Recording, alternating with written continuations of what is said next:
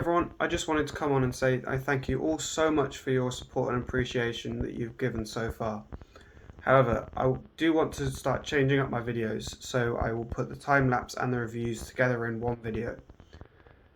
So as I've been doing so far with the one set per week, I'll still be doing that. However, instead of being 2 videos, it will now just be 1 video per week. I hope you enjoy. So what I'm doing here is building the main body of the Frodo brickhead. So the main structure is a snot build, and if you're new to that, snot means studs not on top. So it means you can put extra bricks on the faces of the bricks. So as I've done there, I've added the face and the top of Frodo, so that it adds extra detail and looks very, very cool. So the beige face has the standard brickhead eyes on, which is quite cool. So what I'm doing here is building the sides of his cloak. So it starts with the left and right hand side of the cloak before moving on to the back, where it produces a T shape before filling in the rest of the green. So then here I am building the sides of his head, so with the hair, and it looks pretty cool with his ears sticking out, how they've managed to do that in brickheads, as it's one of the big features of the hobbits in the film.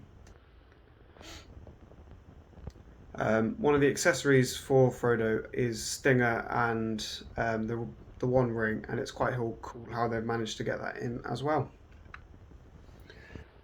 So while Frodo is a typical 4x4 brickhead, Gollum is a 3x3, meaning that the build technique is ever so slightly different.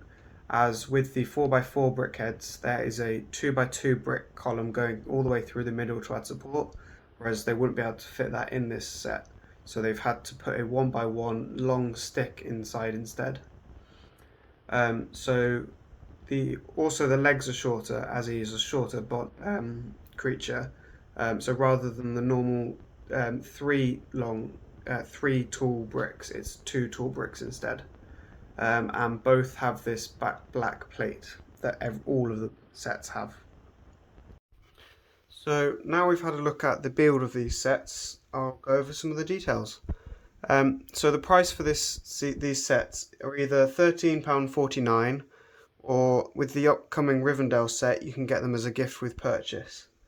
So the part count is 184, so the price per piece if you're going to purchase it is 7.3 pence per piece. The set number is 40630 and it was released in January 2023.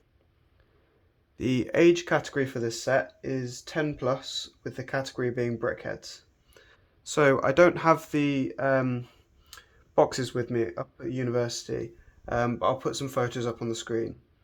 As you can see, there is a map of Middle Earth on both the back and the front, with 2 images of the set, one with the stand and one without.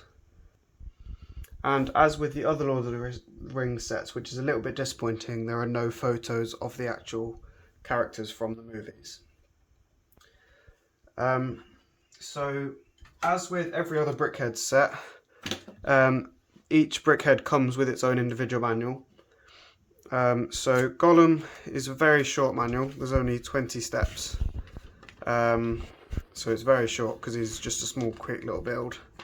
There's the progress bar along the bottom, but other than that there's nothing really to talk about with that manual.